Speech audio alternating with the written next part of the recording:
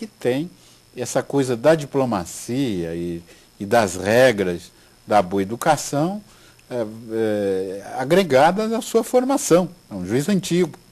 Então, quando era questionado, ele respondia através da sua assessoria. Porque a assessoria está subordinada, é obrigada a responder, mas ele não, enquanto presidente do tribunal. Mas são entraves diplomáticos já superados com a visita do presidente Gilmar Mendes, do ministro Gilson Dipp a São Paulo, que entenderam a grandeza de São Paulo, os problemas que São Paulo enfrenta.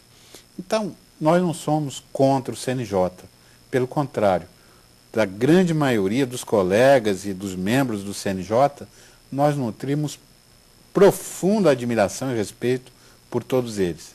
Mas não nos conformamos com a morte da Federação Brasileira, porque isso é introdução a algo muito pior, que na mão desses homens que aí estão, democratas, vocacionados, é um instrumento de ação contida, mas isso na mão de um regime totalitário valeria mais do que um AI-5 para subjugar juízes, para importunar as pessoas, para evitar decisões que sejam imparciais.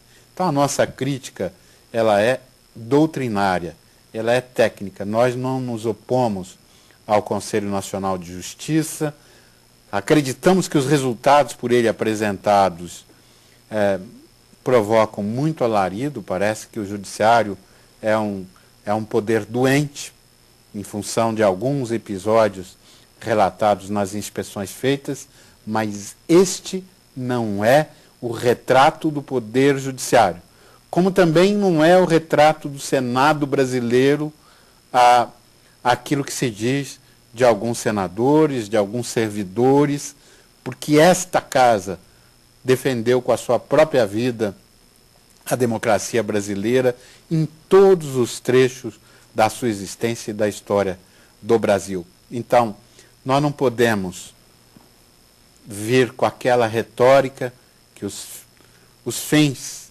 justificam os meios. Porque se nós fizermos isso, nós vamos acabar com o nosso país, mas pior do que isso, nós vamos eliminar a esperança daqueles que virão. Eu me lembro que o maior exemplo, Armando, que eu recebi do meu avô morreu com esqueleto gasto, de tanto trabalhar na picareta. Era um trabalhador braçal. E ele chegava em casa, ele dividia metade da comida dele com quem tinha fome. E ele dizia: meu neto, esse homem tem menos do que eu, ele não tem esperança. Dá metade da minha comida para ele. Mas, doutor Calandra, quando se define o teto salarial, e diz que o teto salarial de todo funcionário público e tal deve ser o que ganha o ministro do Supremo, o senhor acha que se justifica um tribunal regional qualquer, ou um tribunal estadual, tentar não cumprir, de forma evasiva, não cumprir a determinação geral da fixação do teto? Eu acho que esse teto ele deve ser cumprido, mas há outras coisas que também existem. O princípio da irredutibilidade dos vencimentos, que garante servidores, magistrados, não é?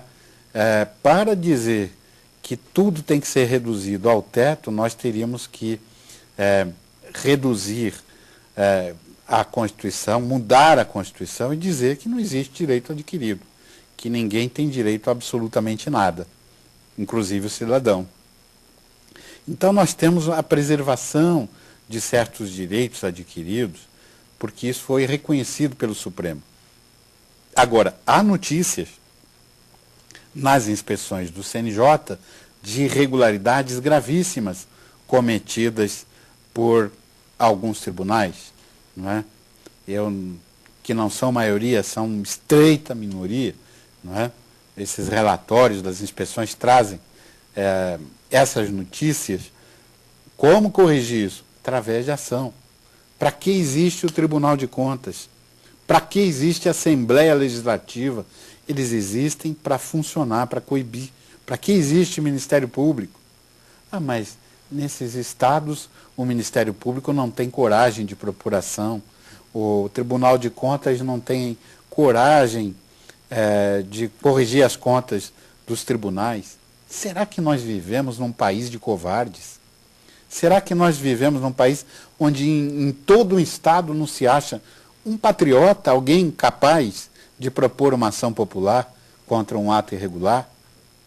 É isso que eu me pergunto, Armando, e é por isso que eu fico, às vezes, entristecido com essa coisa glamurosa, não é, de dar grandes manchetes para as irregularidades, para aquilo que é encontrado, e não utilizarmos aquilo que nós temos como mecanismos democráticos de apuração de responsabilidade.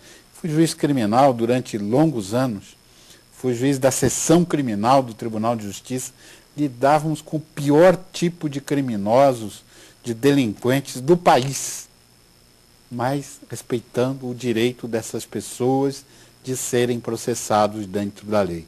Porque se eu tomasse a minha razão como fonte de decisão, quer dizer, exclusivamente meu arbítrio, eu poderia impor segregações permanentes em presídios de segurança máxima, eu poderia impor prisão perpétua, esquecer dos direitos constitucionais das pessoas. Mas é difícil, é duro, é quase uma tortura você ser democrata, agir democraticamente com pessoas que muitas vezes têm ódio da democracia e que querem, às vezes, destruir o Estado democrático de direito.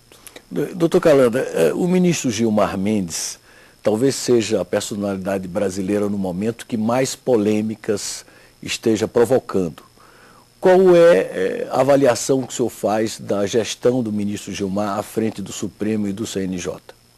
Eu conheço e admiro o ministro Gilmar Mendes há muitos anos, como professor, como amigo, como advogado-geral da União, deu uma completa reformulação na Advocacia Geral da União, organizou a Advocacia Geral da União, criou as súmulas para evitar recurso repetitivo dentro da AGU, foi uma novidade, nós todos ficamos muito felizes com isso, e veio para o Supremo com uma bagagem imensa, uma bagagem cultural imensa, uma juventude à flor da pele e trazendo sempre as suas opiniões firmes, decididas em todas as matérias em que atua. E deu ao Supremo essa nova cara perante a sociedade, não deslustrando nenhum dos que passaram, porque a história é construída a conta-gotas. Cada um de nós faz a sua parte. Com certeza outros virão depois do ministro Gilmar que farão novos destaques no Supremo Tribunal. Eu não vejo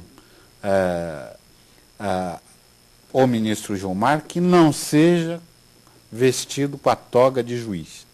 Muitas vezes se pronuncia publicamente, mas ele dá as respostas que a sociedade quer ouvir. Não é? Divergimos em muita coisa, mas a nossa divergência é sempre democrática e cavalheiresca em todas as oportunidades em que nos encontramos.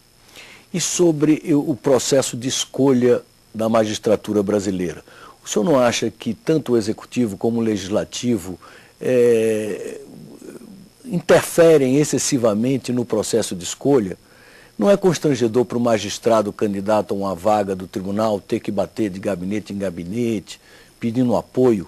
Isso já não compromete a priori a independência que o juiz deve ter ao julgar os processos? Como eu digo, a história é feita a conta-gotas e a gente vai aprendendo com o passar do tempo. Nós tínhamos uma grande luta na magistratura estadual no sentido de minimizar essa interferência.